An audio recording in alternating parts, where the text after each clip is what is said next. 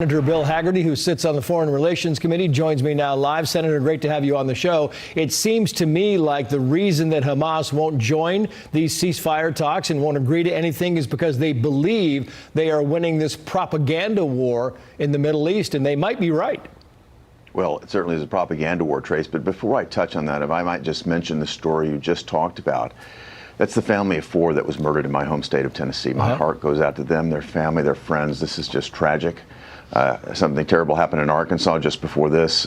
We've really got to rein this in.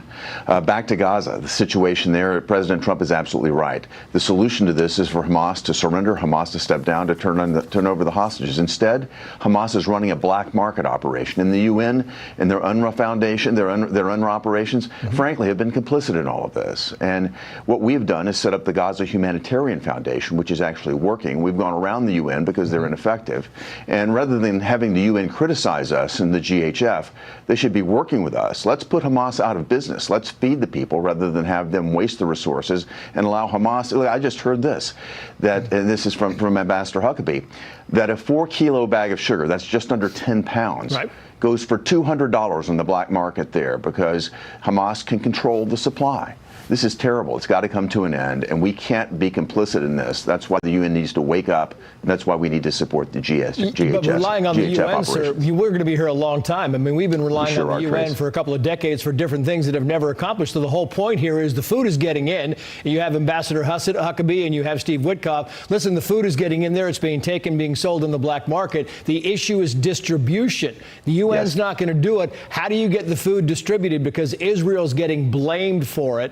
Everybody's pointing fingers. Everybody's saying, "Oh, not only that, but let's give statehood to the Palestinian people." And that's the reason that Hamas is like, "Hey, we're winning. We're going to get statehood, and why should we give up the hostages?"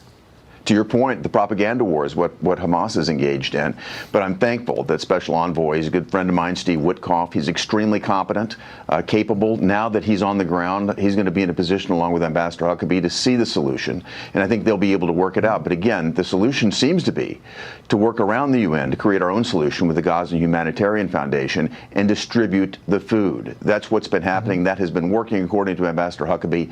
We need to support that rather than going back to the failed operations of UNRWA and allow Hamas to continue their black market operations on the ground. Senator, I wanted to get your take on the breaking news that we read a little bit earlier. The president sending 2 nuclear submarines into the vicinity, into the area of Russia, because of a social media post that the former president of Russia, Medvedev, posted. I want to put this up on the screen because I don't have it in front of me here. But this is what he wrote. This is what caused kind of the inflammatory stuff. He says Trump's playing the ultimate game with Russia, 50 days or 10. He should remember 2 things. Russia isn't Israel or even Iran. Each new ultimatum is a threat and a step towards war, not between Russia and Ukraine, but with his own country. Don't go down the Sleepy Joe road.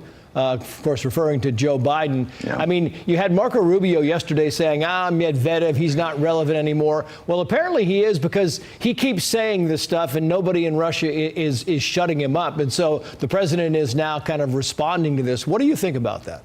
Well, I certainly think that the former president has got it wrong. President Trump does not play games. He's very serious about this. And I think President Trump is rightfully very frustrated by the fact that we're not making greater progress between Russia and Ukraine. Look, we're losing hundreds of thousands of lives on the Russian side, tens of thousands of lives on the Ukraine side. This is a waste of human life. It needs to come to an end.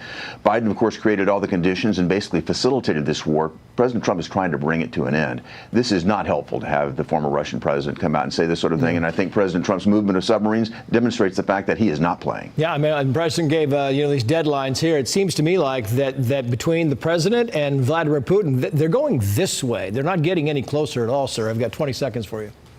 Well, I think this is going to have to happen. I think that secondary sanctions, that China, that India need to stop buying Russian energy. I think we need to put maximum pressure on Russia. We need to bring their economy to a halt. That's the way to end this war. President Trump is dead serious about this, and I hope that our allies are listening. Senator Bill Hagerty, thank you, sir. Thank you, Trace.